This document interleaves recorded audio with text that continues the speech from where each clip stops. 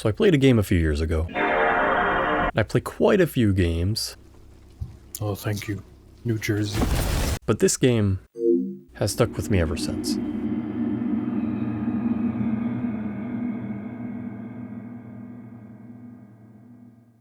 So what is this game?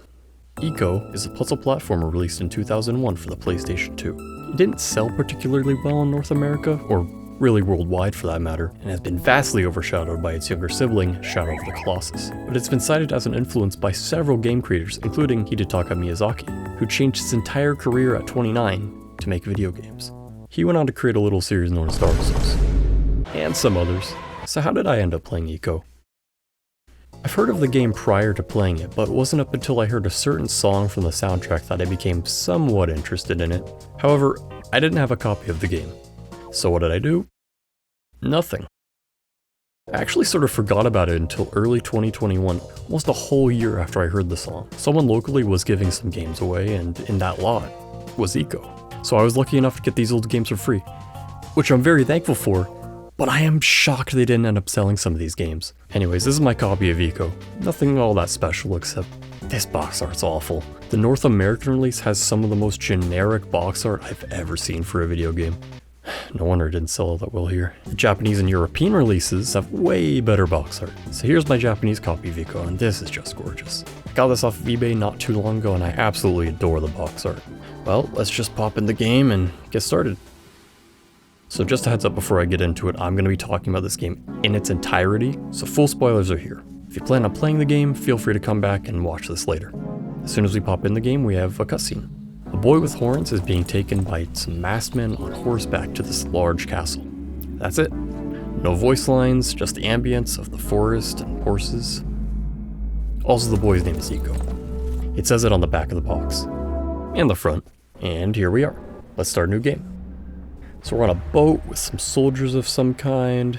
We get some really nice shots of the surrounding area. After a little while, we get off the boat and get the sword. Oh, it's gone. I guess that's our objective. Must get to play pretty soon.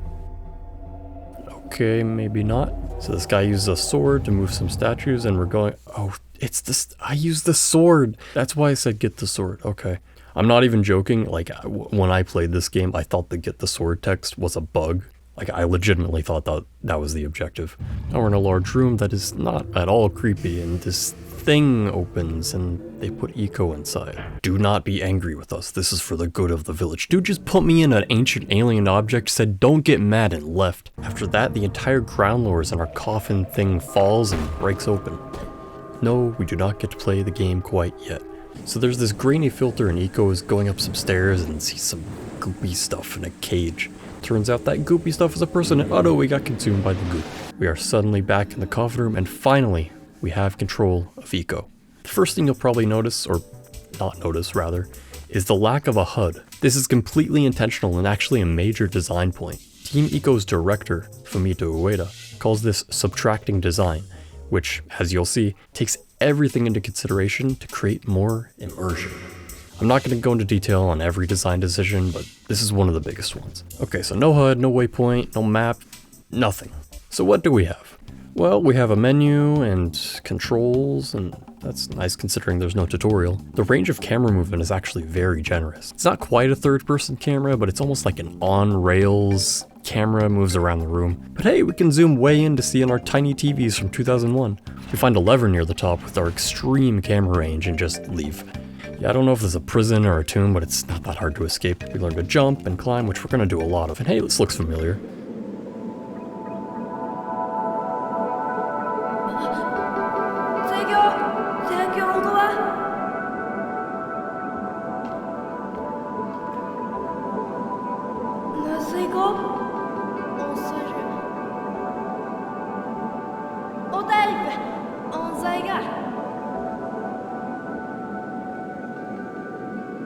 So we learned that Ico is not a silent protagonist, and we got help a white girl.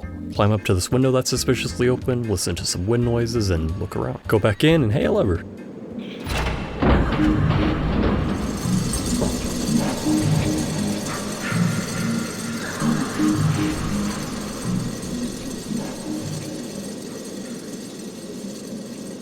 This door doesn't open, so we gotta break our legs going down 20 flights of stairs. Can't quite reach her, so look around, find a ladder, do a jump, and...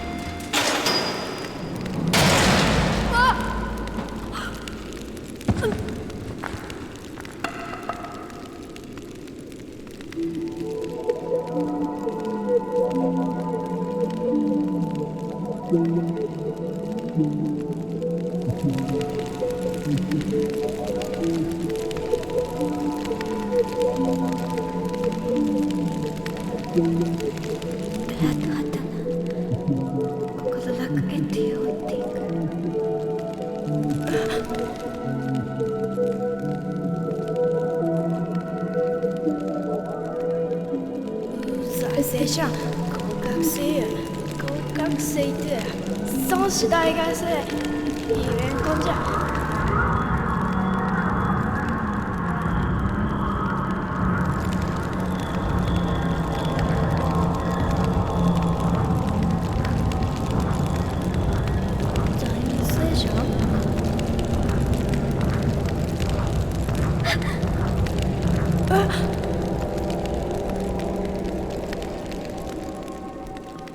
So several things just happen, and we don't have time to think. Grab a stick and pull her out of the goop.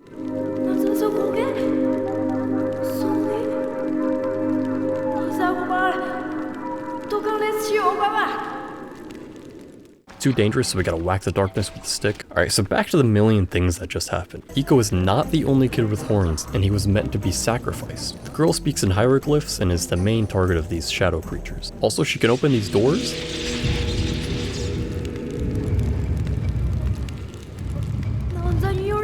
I guess we'll keep going.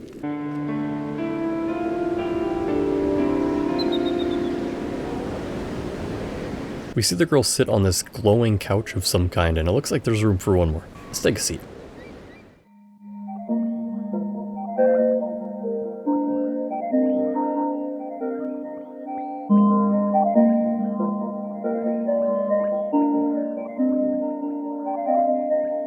So we figure out how to save, and more than that, we get what I genuinely believe is one of the greatest pieces of music I've ever heard in a video game. Heal. This is the song that influenced me to play this game back in around 2020. I'm not joking, the first time I played this, I left it on this screen for like an hour while I just sat and talked with my cousin. It's not overly sad or nostalgic, it's just comfy, which is exactly what a save point should be. A place where there is no tension. Okay, enough of me gushing about the song, we gotta keep moving. Old bridge, huh? Sure seems like it. Here we are introduced to our first real puzzle. Minecraft pressure plates and boxes.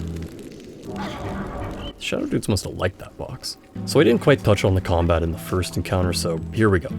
You hit square. That's about it, but it really doesn't need to be more than that, especially considering you can't die to the shadows, they just kind of knock you over. Which gets annoying later. Again, they aren't after you, they're after the girl. Speaking of the girl, I glossed over a major mechanic that you've probably already noticed. Hand holding. When we hit R1 near the girl, we hold her hand. I can't name another 3D game that has done this before Iko, and for 2001, this is honestly an impressive mechanic and adds so much to the visual storytelling. If we walk, she follows along. If we run, she tries to keep up. If we aren't near her and we press R1, Iko calls out to her and she makes her way over. Sure, it's not perfect, but it feels believable. Moving on, this door leads to nothing, but there sure is something over there. Go up the stairs, run a bit, and we reach a dead end. If you're brave enough, you can jump over this ledge and continue the game. Yeah, this is one of those let the player figure it out moments, and it's not even really part of the puzzle. There's a chain we can climb up and a box we can push down. But for some reason, we can just keep going. There's an entire section here that you can just explore, but you cannot do it without the girl. As a matter of fact, you come across 2 save points along the way. So we have to go back, or in this case, I died, to do this puzzle properly. You might think we gotta push the box somewhere to open the door. No, there's a lever in the far corner of the room, and that is what opens the door. So like me, you're probably starting to think these aren't the most well-designed puzzles in the world. And if you've played this before, you may be thinking, hey, that's not how I remember it. And that's because there's 2 versions of the game. I'm playing the North American version, which released in September of 2001. The Japanese version came out in December, and in Europe, March of the following year. So if you played this game outside of North America or on the Iko and Shadow of the Colossus collection on PS3, you played the final version of the game. This is the preferred version as several things were changed or are outright missing from the North American release. That ledge we blindly jumped off, there's a gap with boxes at the bottom. The lever in the corner turned into a save point, and that lever was moved near the box. Everything makes more sense in this version. So why am I playing the worst version and calling it a masterpiece? The short answer is, this is the first version I played, and I feel like this game is more than just its puzzles. That, and I feel it's such a unique version of Ico, I think it would be interesting to compare it to the final version. I'm not going to mention every single difference, but if there's anything major, I'll bring it up. Okay, back to the game. We get the girl, fight some things, and learn that she can't climb up chains, but can definitely make a massive standing jump from this box. Now we can make progress in the next area. Up the stairs, fight some creatures, and we can save. Funny enough, this save point isn't here in the final version because they moved it to that box room from earlier. So here we are at Trolley. That's the name of the area. This area is fairly short and straightforward. Go down the ladder and across these sketchy rails. Pull the cart and you get a funny animation. I later learned you can just climb onto the cart and go. Now we can get on and go faster than we ever will in the entire game. And another save point. You can see how they moved the save points around, but this one is still the same in all versions. And we have arrived at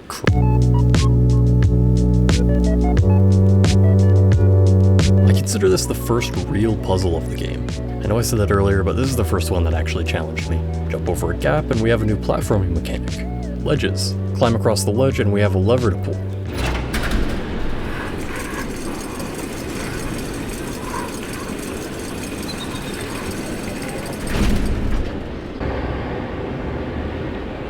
The box is now over there. Realize that we forgot the girl, go back, get her across and pull her onto the box. Pull the lever again and now she's over there. Now for Ico to get across, it's a little less clear. It took me a little bit to figure out, but there's these wooden planks that are so conveniently placed on the wall that you can just climb up, go across the top of the crane, slide down, one leap of faith later, and we have another save point. This area had a pretty significant visual overhaul in the final version, which I feel gives this area a little more importance. More on that later. And we arrive at the part that nearly made me quit playing the game. I'm not joking, this puzzle took me an hour and I considered never finishing this game. We walk into this big room with a bridge down the middle, so naturally we go across the middle and there's an exit. Cool. Go to the right and there's nothing. Go to the left and there's a box and what appears to be some platforming. Push it, do some jumps, and it looks like we can hit this rope right here. Seems simple enough. Okay, the stick didn't do anything. Maybe if we get higher we can activate this pulley. Nope, nothing. Can we jump on the rope? No. So my next goal was to find a sword or something to cut this rope because it's obvious you can interact with it.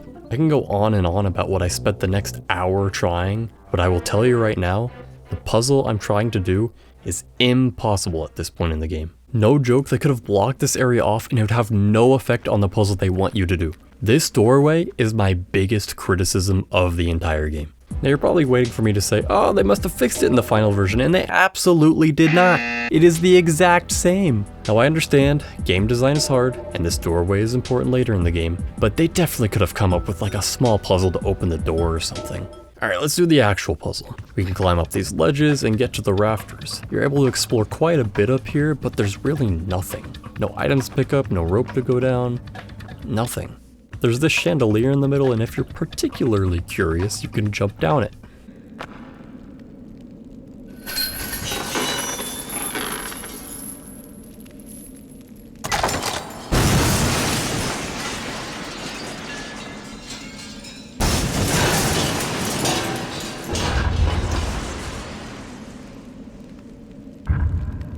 Yeah, I didn't expect that to be part of the puzzle. And neither did the developers, because in the final version they changed it to be a bit more obvious you can go on it. But they also made it so you have to hit the chain to make it fall, so I don't know, weird puzzle. So now it's obvious we need to break the support pillar because the girl's afraid of climbing down chains or something. So to get over there, I assume we need to make a running jump from this side to the other and whack it or something. This is not possible. Okay, so remember how I said they changed that save location to make it look a bit more important? That's because it is. So if we go back to the save point and go to the right of it, there's stairs. I don't know who in their right mind decided to put a significant part of the puzzle tucked behind a save point. Even if you did see this earlier, you can't do anything until you knock down the chandelier.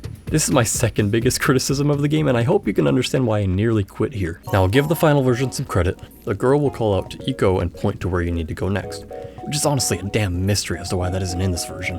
It would really help some of these more cryptic puzzles. Alright, let's finish this. Grab a bomb at the bottom of the stairs, put it next to the pillar, grab a torch, do whatever.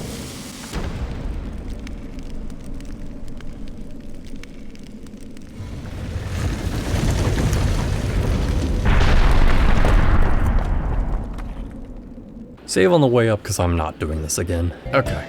The worst part is done. Let's just stop being negative and enjoy the rest of the game.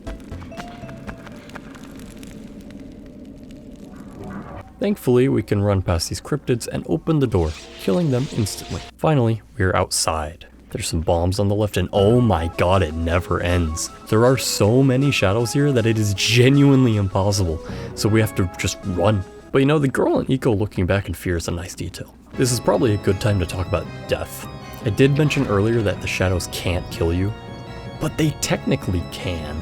Let me explain. If a shadow grabs the girl and brings her to a portal thing in the ground, you have about 10 seconds to pull her out of it, where it sends out this pulse of darkness, turning Eiko into a statue. In this specific area, they will almost always take her to this side of the map, which is so far away from everything. You pretty much have to already be in that area to save her. Now thankfully it doesn't take you too far back, so it's not a huge deal if you didn't save. But if you have the brain capacity to look around while you're being chased by a dozen shadows, you'll find out that there is a door that can be opened by the girl.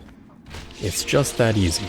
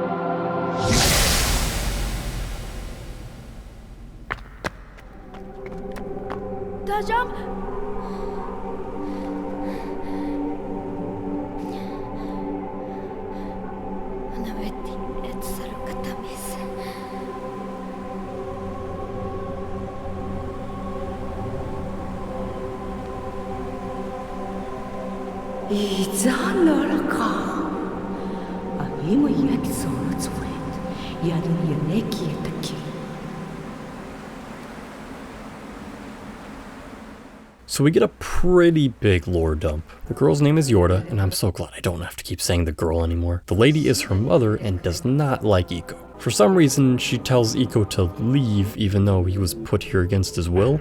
I know it's not much, but considering this game has next to no dialogue, I consider this a pretty big lore dump. Also, I absolutely adore the music in the few moments you hear it. The soundtrack is only about 25 minutes long, but every single song just feels perfect.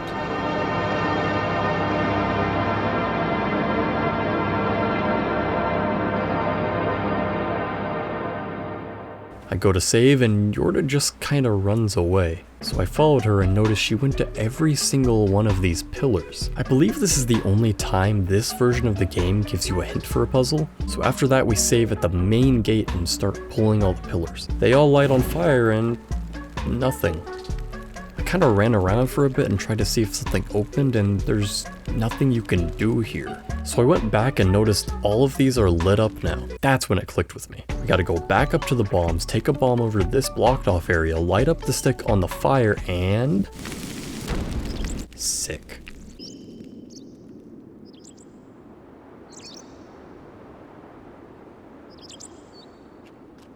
Go down to the save point, and now we are at... If you have played this game, you hate Graveyard. I have to imagine most people do. Just to give some perspective, on my second playthrough of the game, this section took me 40 minutes. Most of it is combat, which is probably a good time to get into the nitty-gritty of combat. So you only have one attack, and any of the walking or flying shadows take 14 hits to kill. Any of their attacks will push you down to the ground for a solid 3 seconds. What makes it worse is that they can dodge your attacks, and they often do. It honestly felt like I was playing a watered down Dark Souls. It's so brutal that they actually changed shadows significantly in the final version. Smaller shadows take 7 hits, larger ones take 11.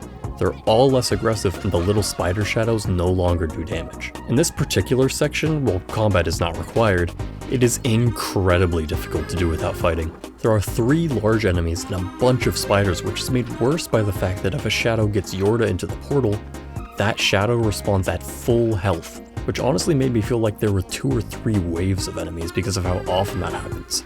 So I finished off these enemies and immediately went to save. Now I gotta pull this crate over to one of these 2 pressure plates, I put this one over here, and we have to get Yorda to step on the other.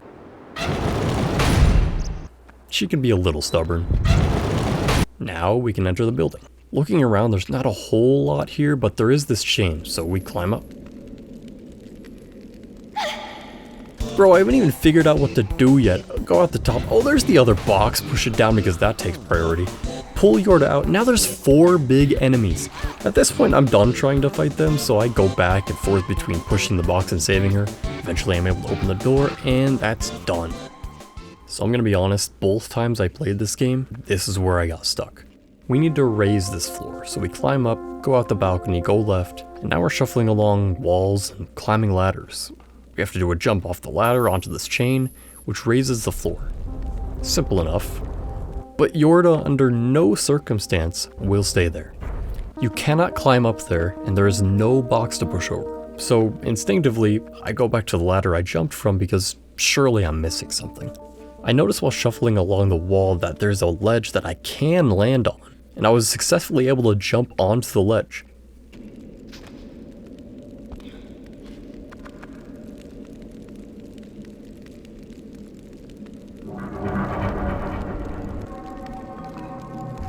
At this point, I'm just pissed. 1 5-minute combat sequence later, and I have the realization that when you jump onto this chain, it swings a little. I tried from several points in the room to try and get enough speed to swing myself over to no avail. So I went up to do that big jump again and found out that Eco can die from fall damage. Yorda could care less. Now I'm not going to bore you with the details, but my last save was in the graveyard right before pushing the boxes. So I mentioned at the beginning of this video that this game has no tutorials, and I feel like if you create a tutorial in a game without making it feel like a tutorial, that's great game design. This, on the other hand, is a trial by fire. If we go to the controls again, we can see there is no control for swing, but the circle has this catch-all action label. You know what? Let's just try holding circle.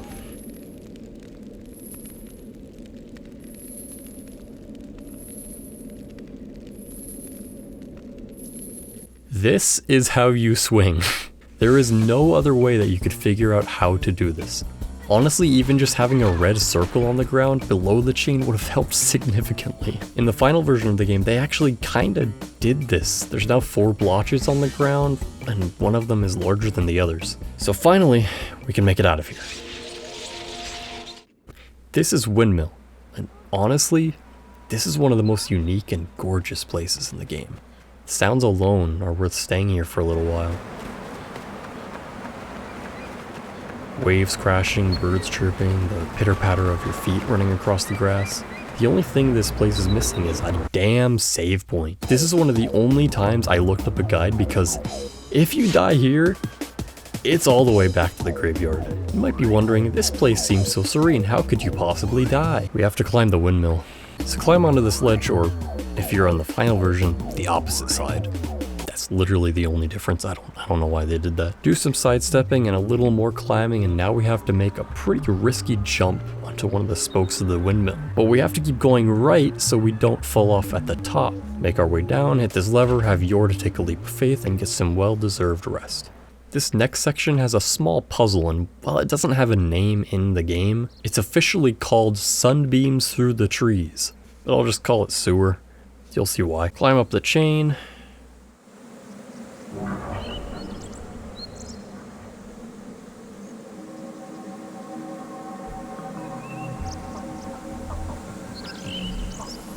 I'm really starting to think this game is just trying to mess with you. Once we're done, climb back up and we enter a little courtyard. There's a hole we can climb down in. Hey, there's Yorda. Near the back there's a pool of water and what looks to be 2 pressure plates and a gate. I decide to step on the one on the right. It looks like we can get Yorda in here. Step on the other one and we get the gate to open.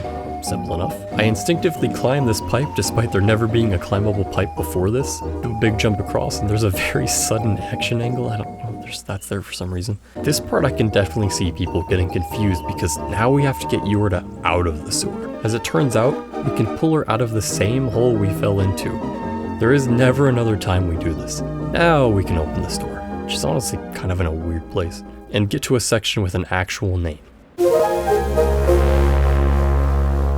Right up the elevator, and we have a lever that Ico can very much reach, but we still have to find a box or something. The game reminds us this is a 3D platformer, and now we have a box.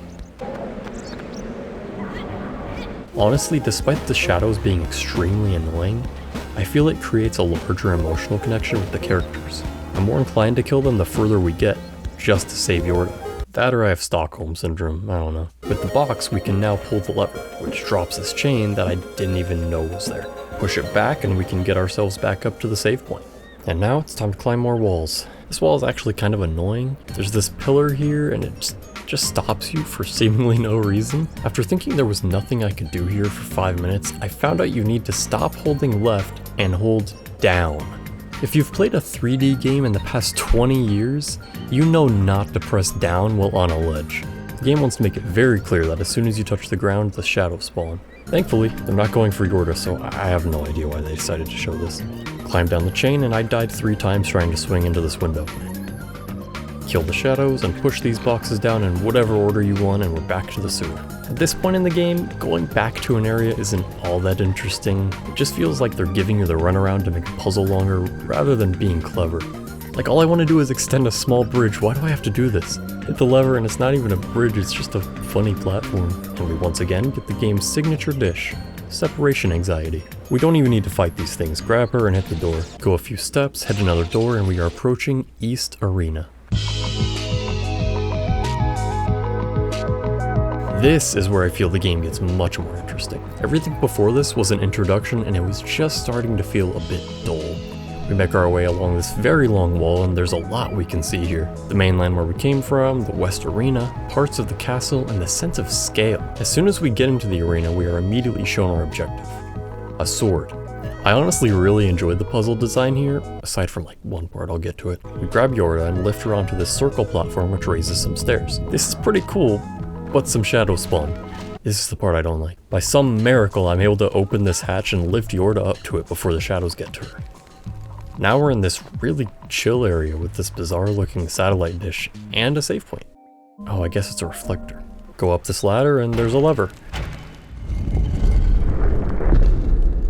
I actually had no idea what this did rewatching the footage. It's really dark, but it makes these orbs in the wall turn. Light up the orbs and...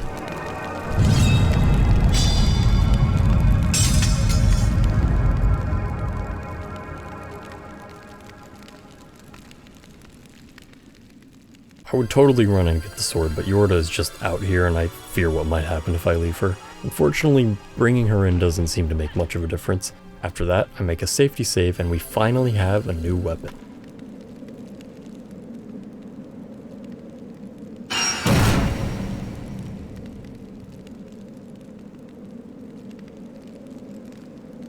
Now this is how you do a tutorial. We have to climb up on each of the scaffolding and cut the ropes to lower the cage.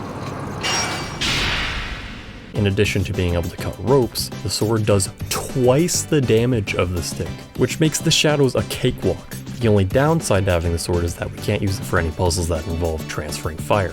For that, we need to go to this pile of sticks and swap it out.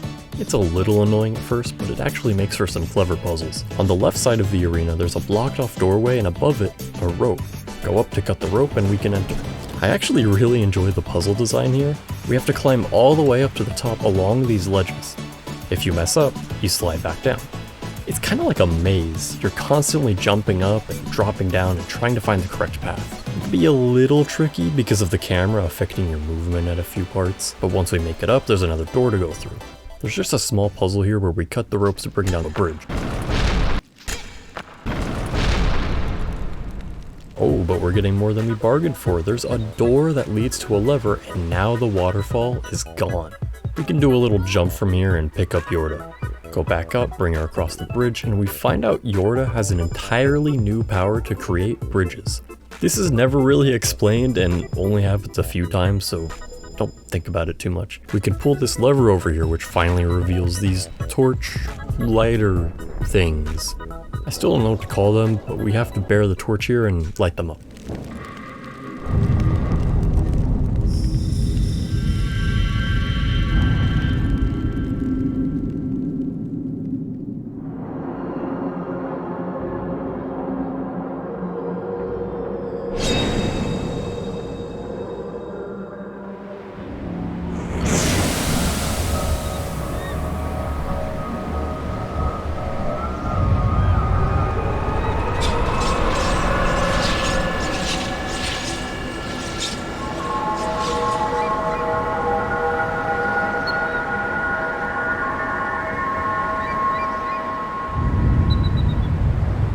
That sound. So now that we know the reflectors can open the main gate, our goal is clear as day. Get to the other arena. The shadows offer to give Yorda a free taxi ride, which she gladly accepts. And after insisting I pay for the ride, we are on our way up the ladder. It takes a bit. Up here is a sword, in case you forgot yours, and a lever, which lowers this bridge. After going down the ladder, we go through here and across the bridge, and this place looks painfully familiar. Luckily, I know exactly what to do here after attempting to do it without a sword several hours earlier. I don't really know what the point of that mechanism was, but sure, game design I guess. Also, that cutscene is fixed in the final version. Now we have to go back down there, so I go down the rope and the shadows are just very polite today. Down at the area where the rope fell, and yep, there's definitely a rope here. We can swing right into the window and quickly find out we need Yorda. There's a box over there and I attempt to land on this ledge several times before figuring out there's a window above it to swing into. Grab the box, push it down, and we got Yorda. Now, as you probably know, we have to get to the other arena to unlock the other gate. But there's a few things between here and there. Waterfall is easily one of the most confusing puzzles. We are immediately greeted by a closed door and a long chain all the way down to the bottom, and it's already clear we have a lot to figure out. Up the stairs, there's a save point and a bridge. We can take a right at the end of the bridge, and there's a path that currently doesn't lead to much. If we keep going, however, there's a lift that takes us right to where that closed door was. Open the door, grab Yorda, go back down, and I really have no clue where to go from here, so I saved and took a break.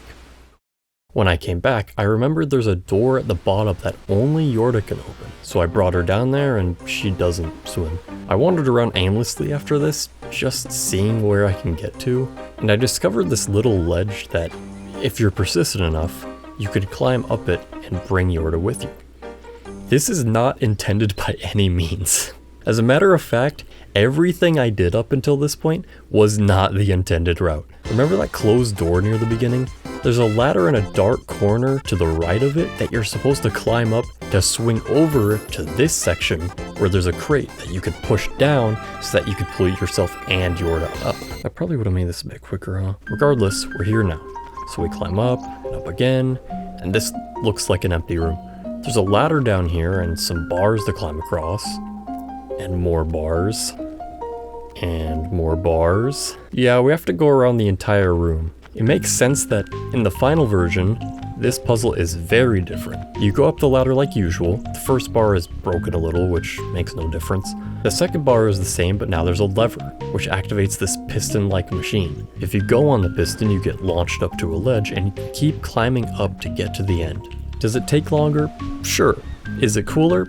I think so. Speaking of the final version, there's actually a secret here. Once you drop down, you can hit this tree and a weird orb will drop out of it. Carry it back inside and there's a secret wall you can push open between the stairs. Once Eiko and Yorda are on this pressure plate, this thing comes out of the ground and you have to throw the orb into it, like a basketball. Or you can just put it on there before and step on the plate. This rewards you with the mace, which is one of the best weapons in the game, doing twice the damage of the sword. Man, it's like they wanted the US players to suffer. Something I failed to mention is that there is a New Game Plus in the final version of the game.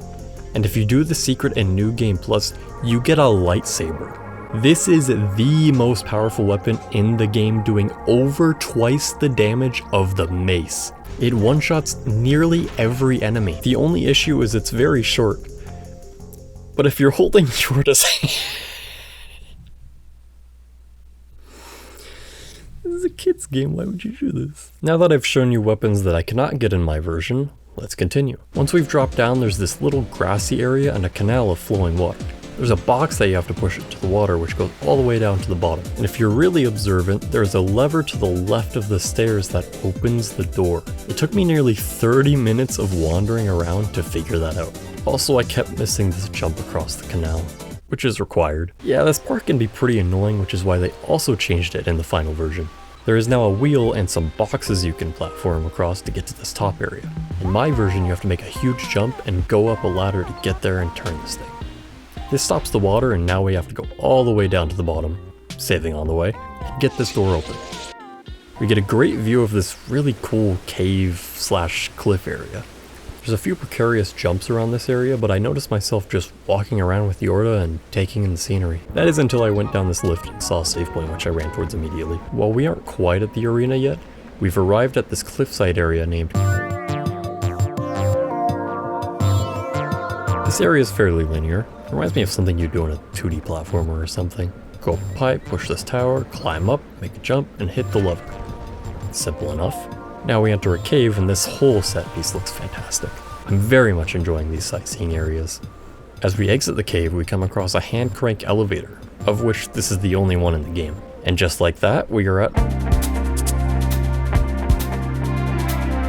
This one is a little more tricky. We have a save point right at the top and a big jump right after. Now we have to go down a bit. These ledges don't immediately look climbable because the texture is the same as the wall. You might notice that this bridge needs to come down to let Yorda over. You might also notice the chain directly above it that we can't quite reach. That's our goal. After a bit of walking, we run into a building with some bombs in it. Grab a stick and a bomb and it looks like we need to light it and chuck it at this tower.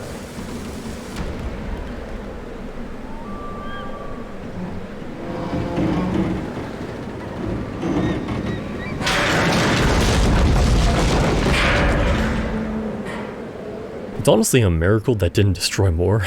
Go across our newly formed bridge, and at the top of this area there's a box. You could probably take a guess what we do next. This lever moves this chain and now I think I am stuck. Turns out there's a ladder right here. We do a little swinging and turning and now we have a big box. That's all well and good, but Yorda still isn't over here. That's because I'm stupid and didn't even attempt to go over here. Faceplant directly into a bridge and it's smooth sailing from here. We enter a familiar area and oh my god. We've reached the other piece of the puzzle, West Arena. Once we activate this, we are home free. Just a small issue, there's no save point in this room. After some looking around, I saw this rope that could be cut to open a door, and these puzzles are starting to look to be a repeat of the last arena. However, you'll quickly find out this puzzle is not possible. Alright, let's open the door and outrun the shadows. Hey, there's the save point. The last save point was at the beginning of Water Tower, so it would not have been nice to die at this point. This part is pretty similar to the East Tower with the exception of climbing up to get this lever right away. Once we've stepped on the pillar and gone through the process of lighting everything up, we can head outside and push the reflector into position. We also get one of the best views of the rest of the castle and it really goes to show how far we've come. Up this ladder is where we get to see one of the major differences with the puzzles here. The top area with the bridge is fully accessible as long as you aren't me and die on the first jump. Not only are we able to lower both halves, but we can also stop the waterfall from here. It's all starting to make sense. On the other side of the bridge is the same room as the other arena, but there are bombs here, which we use to blow up this boarded doorway that leads to the waterfall. Even if the waterfall puzzle was possible, this would have blocked you. Now we can go all the way around to lead Yorda up, and she once again summons blocks to walk on. Again, never seen in the rest of the game. We hit this final lever, which allows us to light this up and open the final hatch.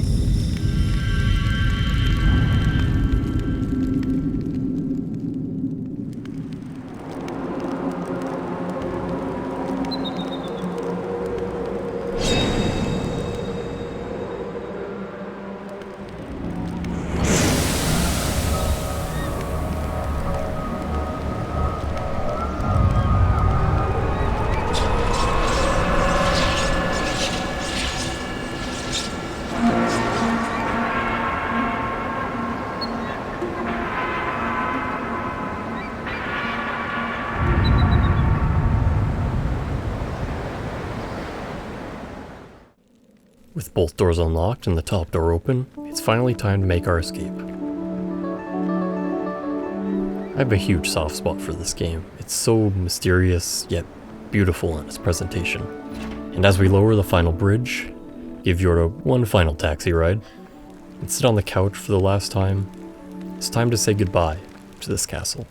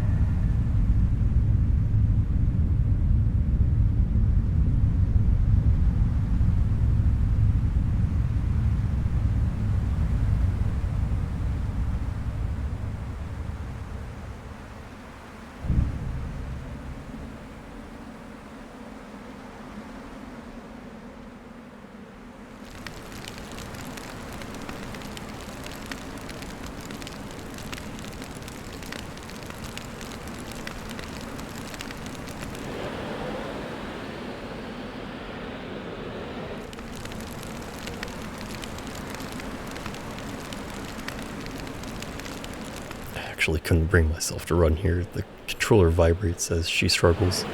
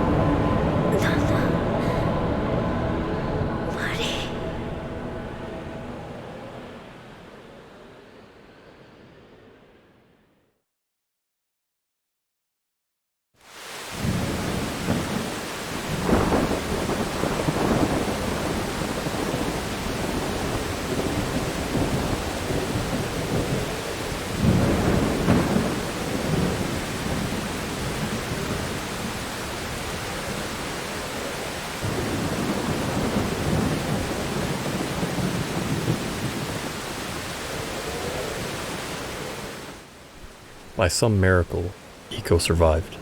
Now, I have to make several risky jumps in a row and make my way into this cave.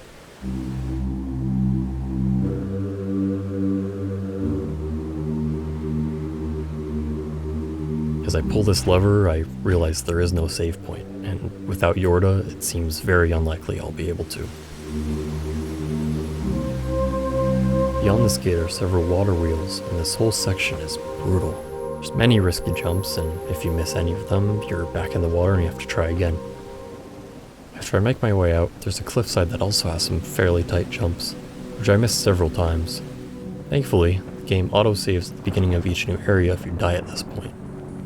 If you restart the game, however, it's back to the last actual save. So this is it. I have to finish it. After traversing the edge of the cliff, I run across these large metal pipes and enter a spacious, tower-like building. This part took me a bit as there's long stretches of walking and quite a few dead ends. Once I managed to get to the bottom, I saw one of those doors that Yorda opens, and for whatever reason, I decided to call out for her. And shockingly, the camera panned up. I went through here, and once I saw the boat, I realized where I was. And right up here is the exact tool that I need. The Queen's Sword.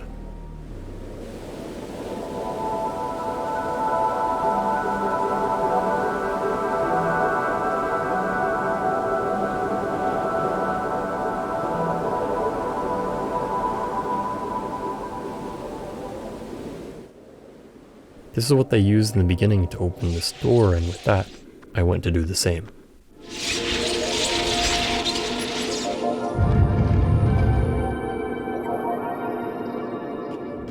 Up the elevator, and here I am, back where it started. But something's not right here.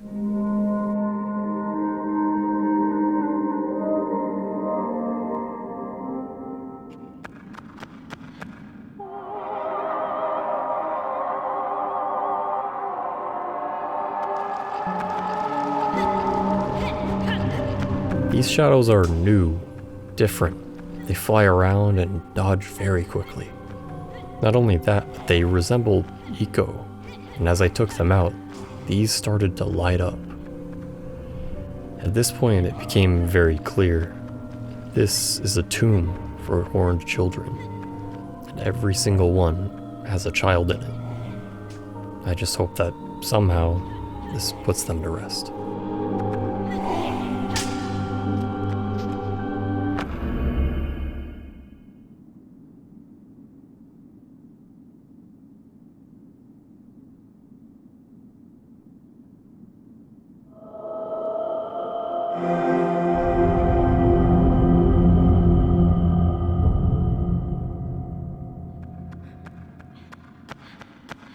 With all of them gone, I noticed what they were gathering around. I called out. It's Yorda. Turned to stone. There was nothing I could do but continue forward.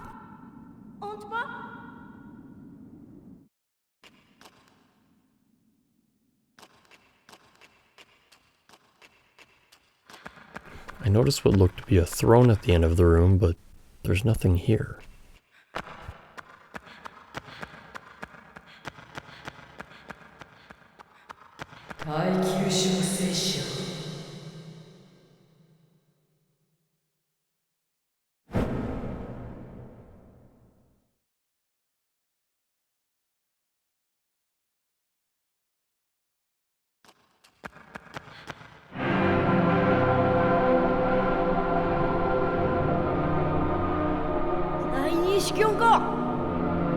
이티 희녀지 석같이 엉글러 냥 인게 모이시 냥 세이콘조시네 석 희녀 사시 이wo 콘사 소자이 슈메로자 손지사이 희녀 카리 오시프가 카이소根拠祖前知見にじわしもなのに聞こえんじゃ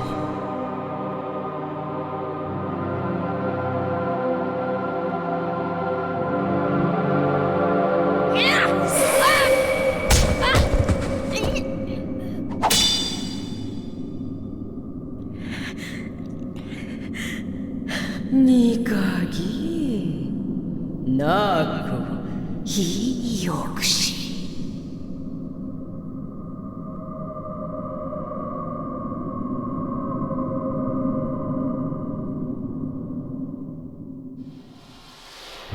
The queen only has one attack, but it kills Iko instantly. The two statues can protect him from it, but more importantly, the sword blocks it. The sword is needed to break the queen's shield, but it bounces off and flies out after a hit. Each hit makes the queen attack faster. On the fifth hit, the shield breaks, but the sword flies all the way back. There is absolutely no room for error. You have to time your run from the statue to the sword perfectly.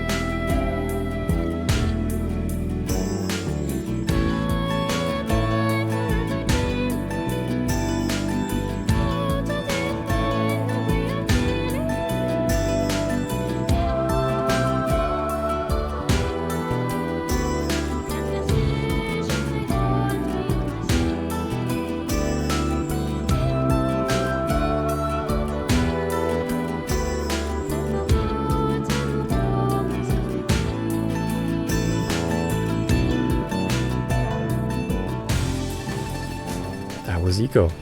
I said it earlier, but I absolutely adore this game, and this whole ending section really cemented my love for Team Ico's game design and storytelling. However, there is something I didn't mention. Remember how I said there's a new game plus in the final version? All of Yorda's dialogue is translated. The first words she says after freeing her are, "Who are you? How did you get in here?" When we get to the gate, after the confrontation with the queen, she says, "I have angered her." And the queen responds with, "Yorda, why can't you understand? You cannot survive in the outside world." Knowing the queen's intentions, this appears to be an intimidation tactic more than anything. The next time we get dialogue is near the end when we're about to go out the gate. When she gets zapped by the gate, she says, "A little more." Something I noticed watching other people's playthroughs was that other people felt the need to walk with her as well, even on New Game Plus. Before turning to stone, she says, "Thank you." After being resurrected and sending Ico off on the boat, her last words are goodbye.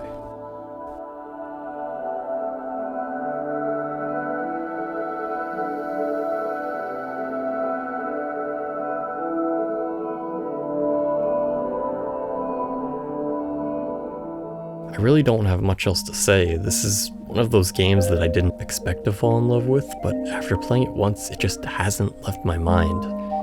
That's part of why I wanted to make this video. It left such an impact on me and I just couldn't help but share it with more people.